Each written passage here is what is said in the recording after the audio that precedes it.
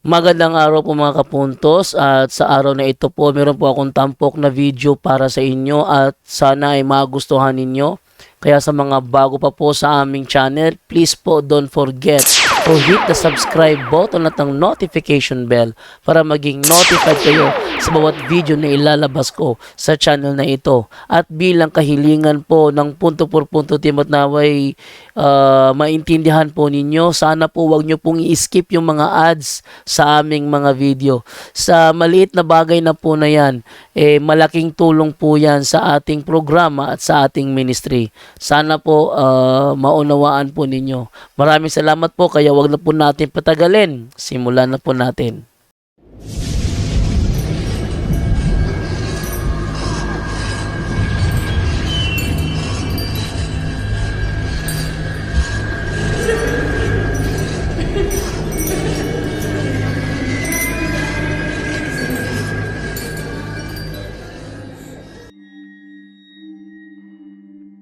Magandang gabi po sa lahat ng mga walang sawang sumusubaybay sa aming programa. Sa gabing ito ay meron tayong tatalakayin na may kinalaman sa spiritual warfare.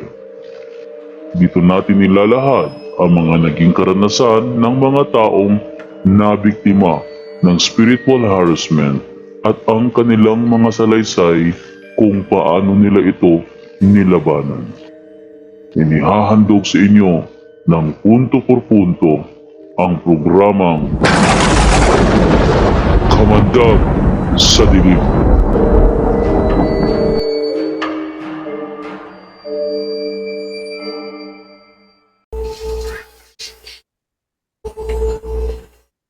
Bro Wendell? Wendell? Bro Wendell? Okay. Ayun. Okay. Good evening sa lahat ating mga kapatid na sumusubaybay ngayon at sa mga kaparian na nagsubaybay ngayon. Si Father Lucas Enoch, no? Nagsusubaybay, spiritual director ng Archdiocese of Cebu, CFD.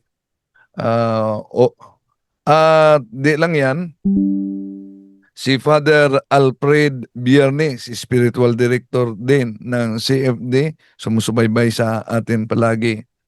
Si Father Edgar Sundo, diyan sa Cebu, palagi din nagsubaybay. Of course, si Father Bin Arseno, diyan sa Diocese of Cubao, na sumusubaybay sa atin. Si dami pa, no? Isa-isahin natin. Sa lahat ating mga kapatid na sumusubaybay sa ating live streaming, welcome po. At sa pagkakataong ito mga kapatid, galing lang ako sa Office of Exorcism ni Father Darwin Gitgano sa Diocese of Tagbilaran kasama ni Brad Tata Rosal, at sa kasalukuyan ngayon yung team ng Diocese of Lawag sa pamamuna nila ni Father Danilo,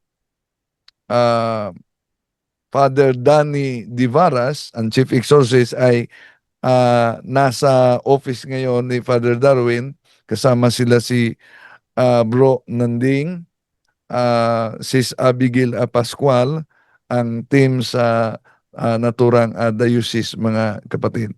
So, ang ating tatalakayin ngayon, of course, ang kaugnay sa spiritual warfare.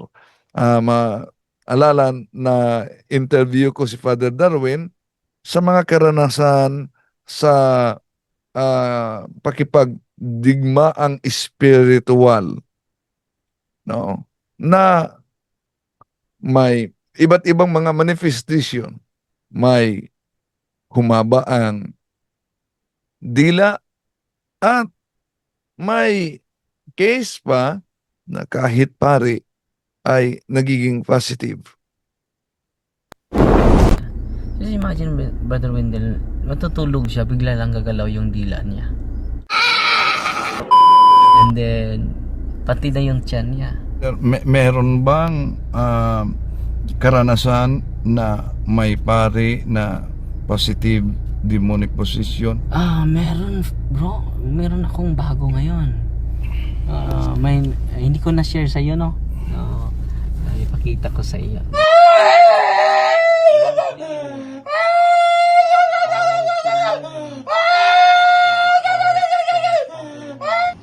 Go immediately and directly to the cross of Jesus and not.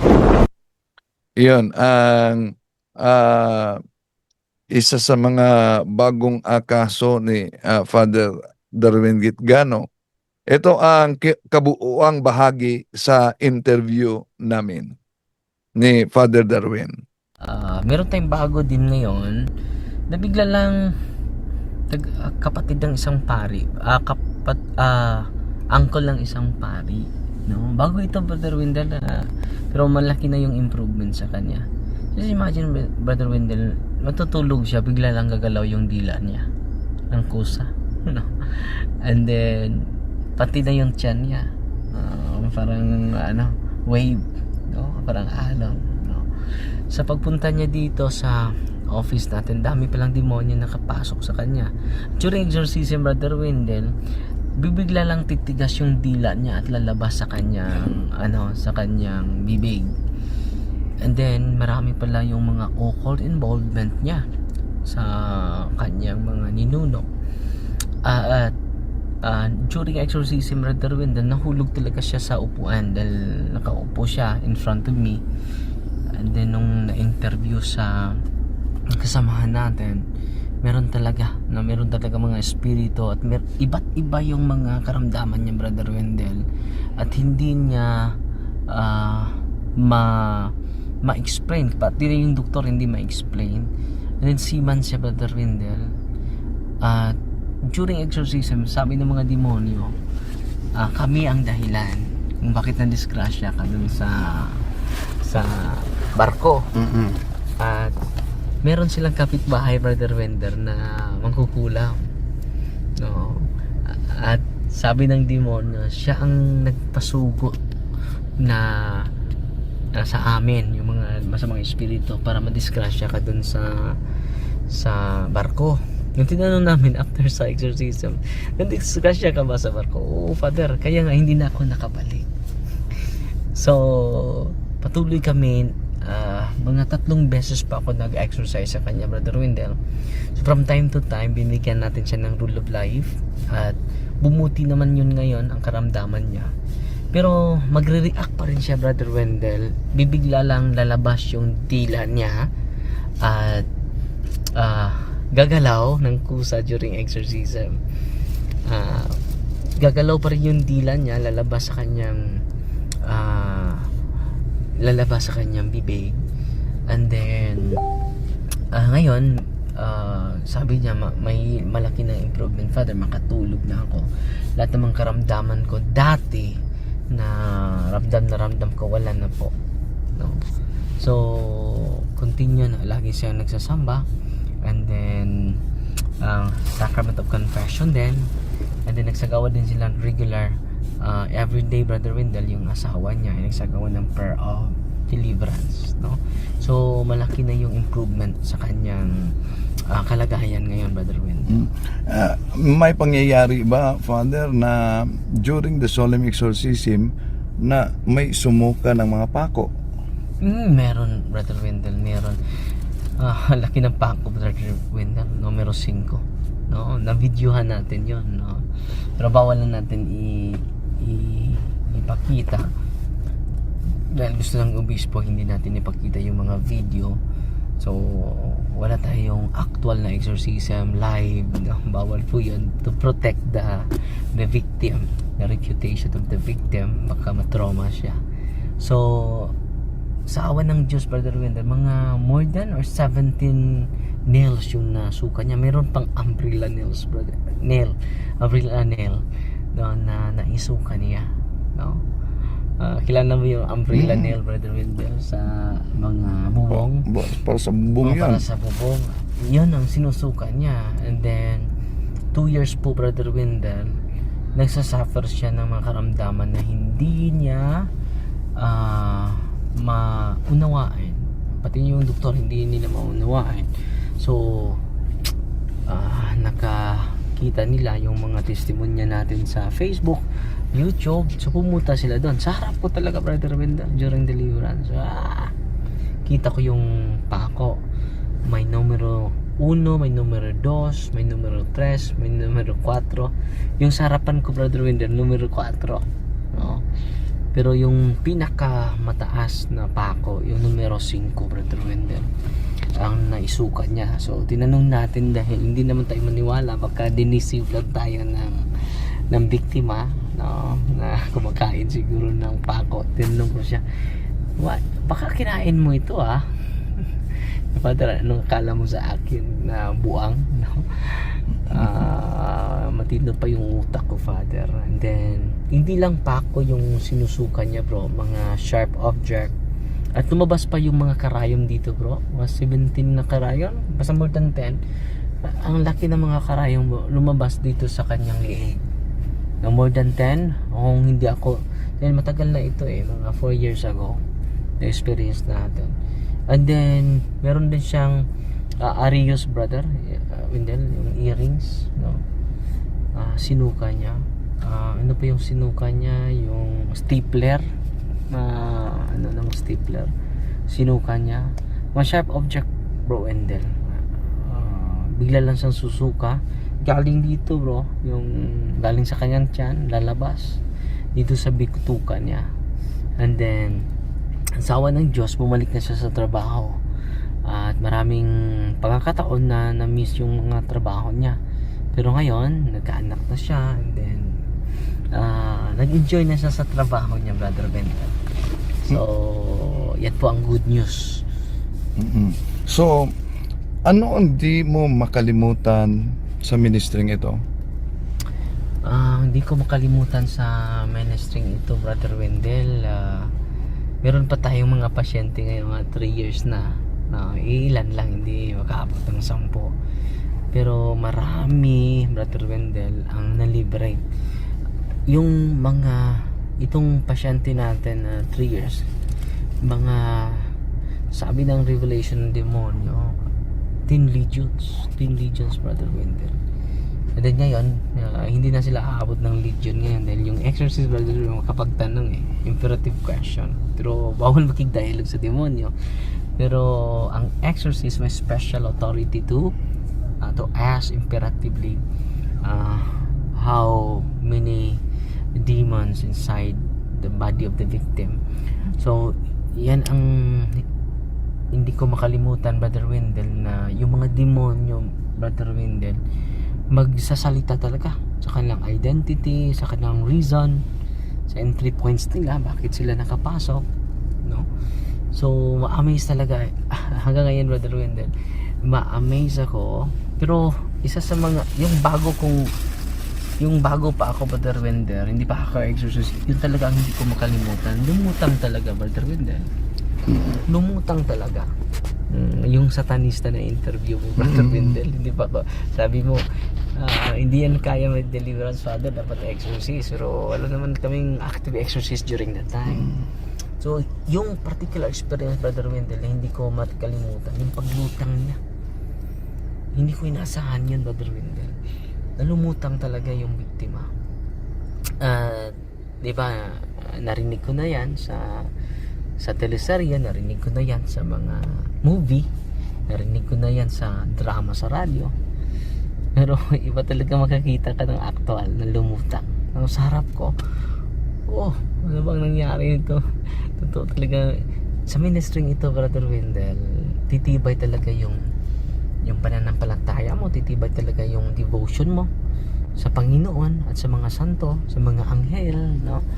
At yan ang nagbigay sa akin ng inspirasyon, Brother Wendell, ang mga biktima na nagsasuffer ng grabe. So sabi ko sa Panginoon everyday, Lord, iaalay ko na yung buhay ko para sa mga taong hinaharas ng demonyo. pinapili ako, no, kung ano, sino pipiliin mo, Father, CFD or exorcism. Kung pipiliin ako, gusto kong manatili ng exorcist. Marami ng CFD ngayon, di ba? Gusto ko manatili sa ministry of exorcism. Bakit? Dito makikita ko ang visible presence of the Lord in this ministry, Brother Wendell, no? Ang kapangyarihan sa Diyos ay damang-dama ko. Kaya nga punong-puno yung office natin, Brother Wendell, from Thursday, Sunday, Friday, Saturday, Sunday. Punong-puno, no? Kaya nga mag-expand tayo, and then salamat sa Diyos, meron na tayong bagong office, pero ongoing pa yung construction. Salamat tayo sa mga mag-donate, and then sa gustong mag-donate, ongoing pa, and hindi pa yan matatapos din na laki yung project natin. Pero ang inunan na natin yung temporary. So ang hindi ko malimutan, Brother Wendell, yung satanista, membro ng satanista na may isang dating daan pa siya doon nung panahon na yun, Brother Wendell. Na-amaze siya sa kapangyarihan ng cross. So yun, isa sa mga, marami naman akong hindi malimutan, Brother Wendell, pero yun ang puno ng kaba, yung misteryosong encounter, Brother Wendell. Just imagine, lumuta. Ano ang karanasan mo na di mo makalimutan na actual talagang tumutulong ang Mahal na Birhen Maria? Maraming beses, Brother Wendell. Halos lahat ng exorcism ko, Brother Wendell. Tingin ko walang exorcism na hindi natutorture yung demonyo using the powerful intercession of Mama Mary, Brother Wendell. Ito yung hindi ko maalala na wala siya during exorcism, no? Isa sa mga sinabi ng mga demonyo, dahil lalo na kapag mabigat yung kaso, Brother Wendell, maka-sense na tayo na mabigat itong kasong ito. So I asked the powerful intercession of Mama Mary. Sabi ng mga demonyo, Darwin, tatawagin mo naman yan, babae yan, maawa ka naman sa amin, na-torture na nga kami sa exorcism mo, tatawagin mo pa yan yung babae yan. So very inspiring, Brother Wendell, na patuloy tayong mag-devotion sa Mahal na Birhen, dahil takot na takot yung demonyo, at dahan-dahan po kung yung devotion natin ay mag-increase sa ating mahal na ina, mag-increase din ang pananampalataya natin. Hindi lang ang pananampalataya natin, mag-increase din yung protection natin, mag-increase din yung ating mga graces and blessing, and then we increase our peace of mind, and interior peace, a lot of peace na binibigay yung mundo, superficial peace na yung magbigay ng mundo, pero the Lord will give us an authentic peace, no? Ito yung gusto nating maabot at gusto nating maibahagi sa mga tao na nakikinig natin ngayon, no? The peace of the Lord, ang Panginoon na makapagbigay niyan, hindi yung kasikatan, hindi yung karangyaan, hindi yung makamundo, kundi galing talaga sa Kanya ang pagsunod at pag-proclaim sa kaharian ng Diyos na nandito na, kasama na natin. Yung na-ordain ka sa pagka-pari, Father, naisipan mo ba na ito mga pangyayaring ito na meron talagang malawak palang pangangailangan sa mga kapatid natin na di nakikita pero ang dami hinaharas? Totoo yan, Brother Wendell. Wanted exorcist talaga. Wanted, not only exorcist, but wanted deliverance ministers. Isang center natin, Brother Wendell, tutulong po ito sa mga pari, bubuo ng isang grupo. Gusto ko na ibahagi yung aking karanasan na huwag matakot, di ba? Kung yung mga albularyo nga, hindi sila naordinahan ng pari, pero confident harap sa mga ganitong eksena. Lalo na gamitin natin yung kapangyarihan natin. tayo lang ang maka-administer ng sacrament, hindi yung laigo. Tayo lang maka-bless ng mga sacramentals, hindi laigo, di ba? Malaking tulong. Pero patuloy lang, so papunta tayo dun, Brother Wendell. And then malaki talaga yung pangangailangan ng mga tao. Kaya nga, isa sa mga prueba natin na malaki yung pangangailangan ng mga tao, pero naligaw sila, no? Dumami na ngayong albularyo, di ba? Dumami na yung mga espiritista, dumami na. Dahil uhaw na uhaw yung mga tao eh.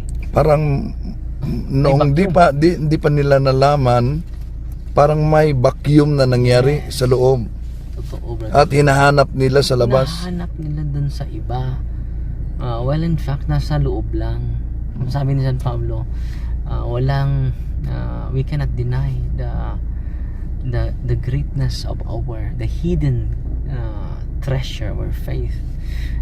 Nasubraan sa pagka-hidden, brother Wendell. Hanggang pati pare yung din nila alam. So, sabi ni Kristo din sa kanyang mga apostol, sinasabi ko na sa inyo, sa malinaw na malinaw, ang mga tagong kaalaman sa karian, no? Tagong kaalaman. So ito na po, no? Ito na po. And then wanted exorcist, wanted deliverance team sa bawat diocese para maka-accommodate tayo ng mga hinaharas ng demonyo, and then they will glorify more the power of the Lord, Brother Wendell. Kinakailangan, no? So ginagamit natin itong social media, Brother Wendell, to empower. Empowerment is very essential. Empower nyo ako doon sa pagpunta sa Usamis ngayon. Pay it forward, no? In-empower din natin yung mga binibisita natin ng mga lugar, pati na yung mga pari, because all priests are healers, no? All priests are healers because of the sacrament. May binibisita akong isang lola kahapon, Brother Wendell, at 1 year na pala siyang hindi nakala, 92 years old. And then masaya siyang nagkwento sa akin, Father, every Sunday po ako nakatanggap ng communion dahil nakakumpisal na ako, nakahiga na ako, Father, nahihirapan ako sa pagtayo, no? Pero ngayon, Father, nakalakad na ako. So very inspiring, no? Kung ma-appreciate lang lahat ng mga kaparian, the power of Christ in the sacrament, marami tayong matulungan, Brother Wendell. Lastly, Father, meron bang karanasan na may pari na positive demonic possession o madre? Meron, bro. Meron akong bago ngayon. Hindi ko na-share sa iyo, no? Ipakita ko sa iyo mamaya yung video. Akala ko, bro, dahil sabi niya sa akin, bago pa ito, last Holy Week pa ito nangyari, nag-recollection kami mga pari, at nag-chat siya sa akin, Father, hindi ko na naintindihan yung sarili ko. Pare ba yun? Pare. Kasama ko pare. Sa Zayas na sinasabihan ko na din si Bishop, at na ano siya na ganun ba na parang naantig si Bishop dahil itong paring ito, sabi niya, Father, gusto na akong tumigil sa pagkapare, wala naman siyang issue, hindi lang niya maintindihan yung sarili niya, bro. Hindi lang niya maintindihan yung sarili niya. And then, Ay, sorry. okay, Padre, Namili ako ng mga t-shirt kasi Kasama namin si Father Danny, mga kapatid, exorcist ng okay na po. Diocese of Lawag. Okay.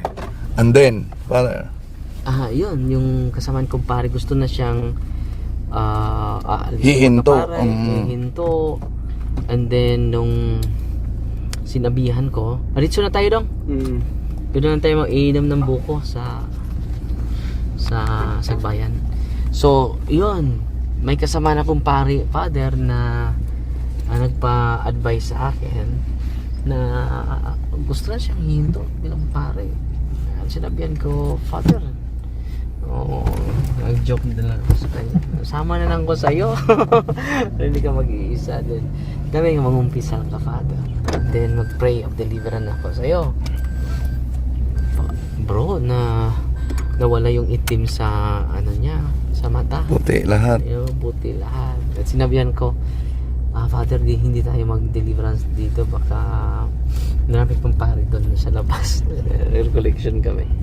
So punta tayo sa bahay, Father, dahil day off yun. Punta tayo sa bahay, Father.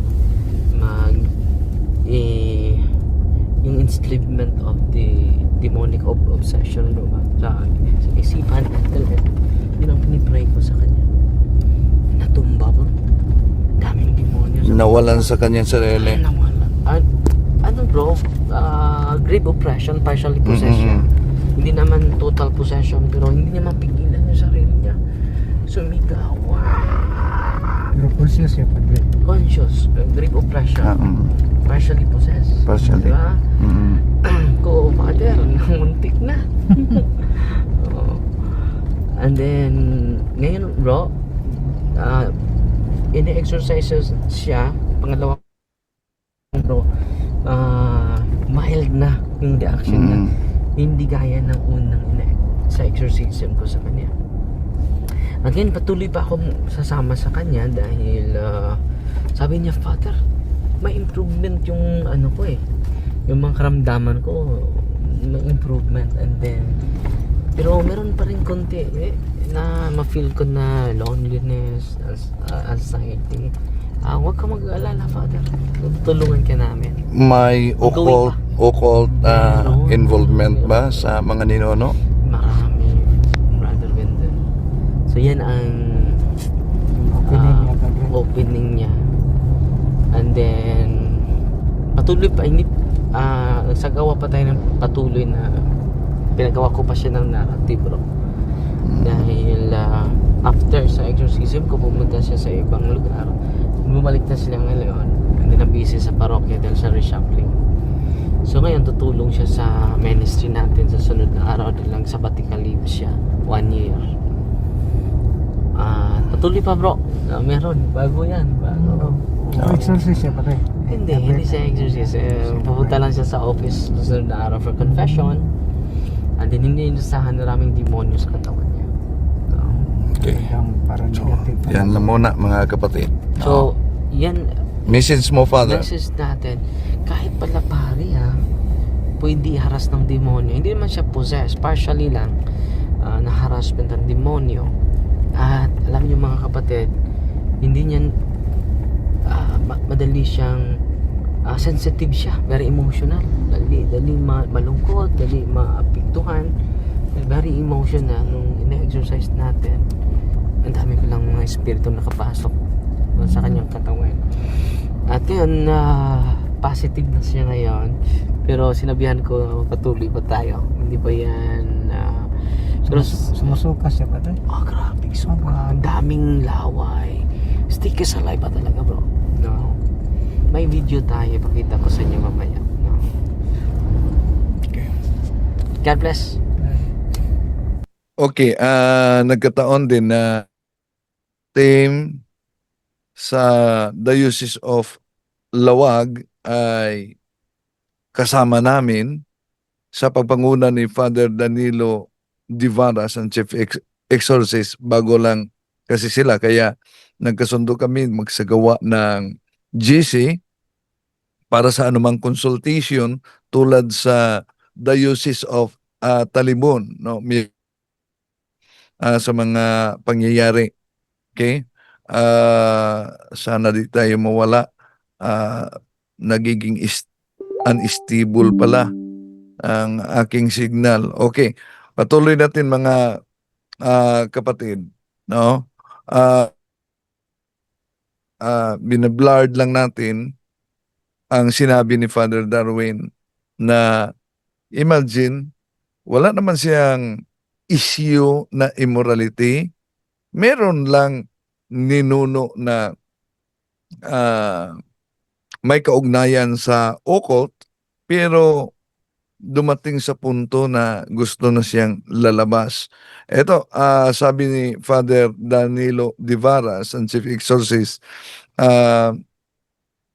kanyang tingnan umano dahil may mga kasama daw umano siya sa diocese na di naniniwala kaugnay sa spiritual warfare at gusto niyang ah, ipapakita din.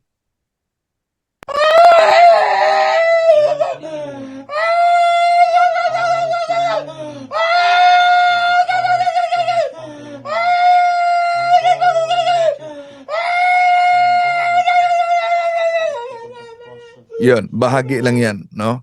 Pero may mga nakakatakot pa na marinig ninyo kaugnay diyan. So real talaga. At bakit ba sa ating panahon ngayon, ang dami nang di maniniwala. Pakinggan muna natin si Carl. Pasok ng modern world, pumasok na rin ang mga bagong pamamaraan ng pag-aaral sa Biblia. Yung mga tinatawag nga na historico-critical method. At ang isang naging bunga niyan, bagamat maraming advantages na naidulot yung method na yan para makuha nating ang malalim na turo ng Biblia, ang isang naging bunga ay para bagang lahat, hindi naman lahat, pero maraming aspeto ng turo ng Biblia ay dinismiss na lang bilang, symbol lang yan symbol lang yan. Hindi naman yan ng tunay, symbol lang yan. At ang isang nagdusa ay yung the world of the Spirit. Sabi nila, wala namang world of the spirits symbolic lang yan. Oh, yun. Bukod pa rito, lumaganap rin ang iba't ibang sangay ng siyensya. Kasama na riyan ang psikolohiya. Tuloy tila lahat ng bagay ay mayroon ng paliwanag. Pumasok na yung mga subconscious, unconscious. Kaya sinabi nila, yan, hindi yan tunay. Ano lang yan, produkto lang yan ng subconscious ni Isaiah, subconscious ni Juan, subconscious lang yan ni Jesus. Kaya parang humina yung paniniwala na merong world of the Spirit at in the world of the Spirit, merong patuloy na battle. Yan. Sa mundo ng mga espiritu, may patuloy na digmaan. At ayon kay Father Chad Refulger, Before 1963, the average time to liberate someone from full possession was 1 to 2 days. Average time. Maybe a week on the outside. After 1963, what used to take 1 to 2 days went to 8 months to 2 years to liberate the average person. Then it's now on average 4 years to liberate somebody. There's two reasons for that. One is because the world is much more evil and the demons are a lot more powerful. The second component is that exorcisms work what they call ex opere operantis ecclesiae. What does that mean? It means how holy the people are in the Catholic Church determines how effective my prayers are when I walk into session. That tells us that there's a fundamental problem with the members of the church. They're not as holy as their counterparts were in the past. so imagine, apektado sa panalangin bakit matagal sa ating panahon mapalayas ang demonyo. Dahil nagdepende pala yan kung gaano kabanal ang mga tao. At ayon kay Father Vincent Lampert, isang exorcist din, And there are 4 different types of things that the church looks for that would validate that perhaps this truly is something demonic. Number 1 would be the ability to speak and understand languages otherwise unknown to the individual, having superhuman strength beyond the normal capacity of the individual, having elevated perception, knowledge about things that the person should not otherwise know. And then 4, probably the one that most people are familiar with, an aversion to anything of a sacred nature, such as having scripture read in front of them, being blessed with holy water, being shown a crucifix, the things that people probably are familiar with simply by watching movies and whatnot on exorcism. No. So, ang tinatalakay niya ay kaugnay sa extraordinary at the highest form of extraordinary is the demonic possession. Ang demonic possession ay may iba't ibang klase, iba't ibang ori. May tinatawag na occasional type of demonic possession. Kaya nga, dito napapasok yung tinatawag na diagnostic interview. May tinatawag na indwelling type of demonic possession, may tinatawag na epileptic type of demonic possession, merong tinatawag na dormant type of demonic possession, meron tinatawag na somnambulistic type of demonic possession. So, iba't iba yan, no? Na kailangan ma-diagnose kung anong uri. Ito ba'y demonic possession o ito ba'y psychological case? No? Dahil kailangan din ang prudence. Bakit? Sa psychological case, pwedeng magtatago ang demonyo. Kaya, isa sa mga makatulong sa atin, yung tinatawag na mga sacramentals. Ito'y pangontra kung sa mga albularyo, meron silang mga anting-anting, meron silang lanat, tayo ding mga Katoliko, isang gift ng simbahan para sa atin ang sacramentals. Meron tayong tinatawag na 7 ritual sacraments na yun ang espesyal na pagpapadama ng Diyos ng kanyang presensya sa iba't ibang yugto ng buhay. Pero meron tayong mga tinatawag na sacramentals na kahit labas sila sa 7 sacraments, sila pa rin ay sa tradisyon ng simbahan maaaring magamit upang maramdaman natin sa isang continuous na pamamaraan ang biyaya na natanggap natin sa mga sakramento. Holy Diba, water. ang binyag ay pag-alis sa original sin. Pinalayas na ang demonyo na humahawak sa isang bibinyagan at sa pamamagitan ng tubig na binyagan tayo. Kaya yung holy water ay isang sacramental na ginagamit sa rite of exorcism at sa pagbibindisyon sa paggamit ng holy water, ang bisa ng binyag, yung original exorcism, ay pinananatili sa atin. Sa binyag, no? Pinahira na rin tayo ng langis. At tayo ay inangkin na ni Kristo, hari, propeta, pari.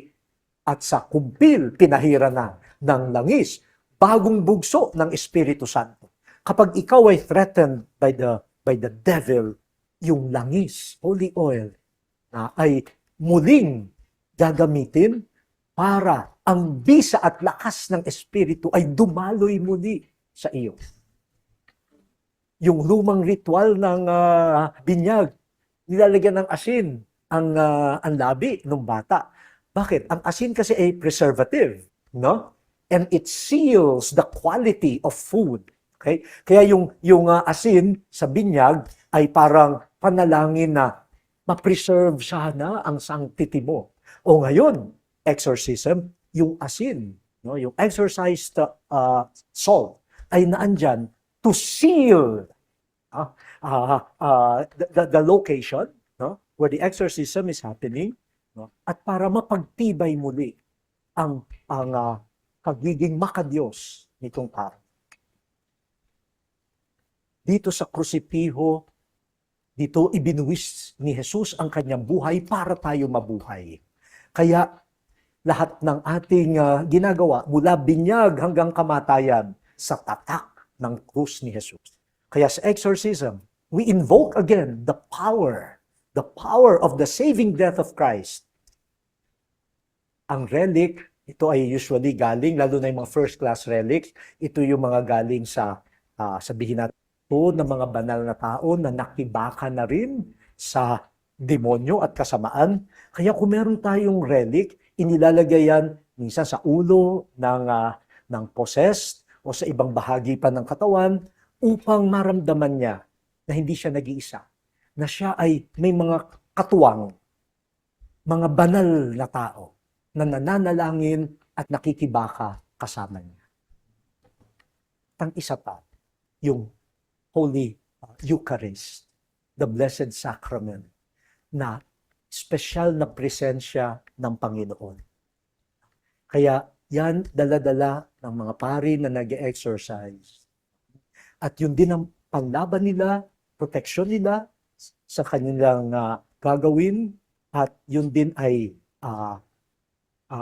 the banquet, the food of consolation doon sa inaalihan ng demonyo. Yan. Ang mga sacramentals at sacrament na tinatalakay ni Cardinal Tagle, mga kapatid. At kung maalala ninyo, bakit may nagtanong kasi sa National Convention sa akin, sa mga CFD at Dumaguete, di po ba ang sacrament ay mas higit sa sacramental? Pero ang tanong daw, bakit may nangungumpisal na, pero sa prayer of deliverance at sa mga holy and exercise oil na sacramental, abay nagre-react pa rin? Bakit ganon? Di po ba makapangyarihan naman ang sacramental? Pagkatapos sa natanggap nila ang sacrament of confession, bakit nagre-react pa? Ito ang paliwanag ni Father Jose Francisco Siquia. Okay? So remember, very important yung sacramentals, because not only the sacramentals assist the sacramental, the sacramentals assist the sacraments. The sacramental of exorcism and the ministry of liberation, like like holy water, etc., assist the sacrament of confession. Okay? Kaya nga, very important, kapag ako 10 taon hindi ako nagsisimba, I am in the state of sin for 10 years, unti-unti kumakapit ang mga spirito sa akin. The longer I am not going to confession, the more and more spirits attached to my body, my emotions, my imagination, my lower faculties. Now, I go to confession, and also my soul belongs to the devil. Ngayon, ako'y nagkumpisal. What will happen? The Lord forgives me. My soul is free. But hindi automatic nawawala ang mga spirito nakakapit sa katawan ko. That's why may mga tao, Father, gusto ko na magbagong buhay, ngunit napakaraming hadlang. Ngayon na gusto ko maging isang mabuting Katoliko. So many challenges, so many obstacles, because the spirits are still attached to the person. That's why that is where the sacramentals are very important. Don't underestimate being in the state of sin for a long time. That's why kaya nga kapag binibinyagan ang isang bata, di ba dapat kapag nabinyagan ang isang bata, dapat pure na. Bakit kailangan pa ng exorcism? No, yan ang malinaw na paliwanag ni Father Jose Francisco Siquia. Ngayon, may nabasa ako sa comment dito na si Shani PH, kaugnay sa lapit sa albularyo at manghihilot. May pahayag si Bishop Marvin Masida kaugnay sa paglapit sa mga albularyo. Pag sinabi natin, kailangang gumaling ako at all cost, anuman gagawin ko, kahit mga ritual yan, mapapalayo tayo sa Panginoon. At mawawalan tayo ng ginto patungong langit, ang ating suffering. Yun ang deception ni Satan. Huwag ka nang mag-suffer. No, hindi mo na kailangang masakit pa. Huwag ka nang mag-suffer. Kinukuha sa atin ang krus natin. Ang krus, ang daan papuntang langit. So nakita natin ang deception ni Taning. Okay, they are contrary to the virtue of religion. Okay. Ito pa po, may isa pa. Yung mga traditional cures, ito po, recourse to traditional cures. Ang ibig sabihin ng traditional cures, yung mga dahon-dahon, di ba? Which are okay. Yung mga hilot, okay po yan. Pero kailan nagiging masama? Sabi dito sa teaching, sa CCC ng ating simbahan, when there is an invocation of evil powers. Ano ibig sabihin? Pag meron ng orasyon.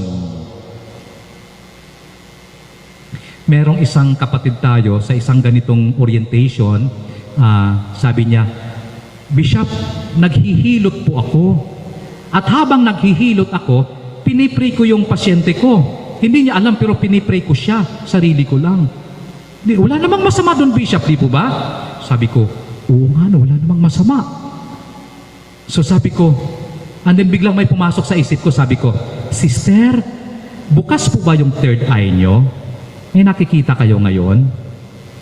At ang sagot niya, opo, Bishop, may nakikita po ako. Kaya ang kanyang prayer, contaminated galing sa third eye. Nakita po natin? Yan. So malinaw yan. Sagot yan sa katanungan mismo ni Shiani PH, no? Yung tanong mo sa hilot at albularyo. So, dito lang tayo, Brad Jando, balik sa inyo, kaugnay sa spiritual warfare na tinatalakay natin. Brad Jando?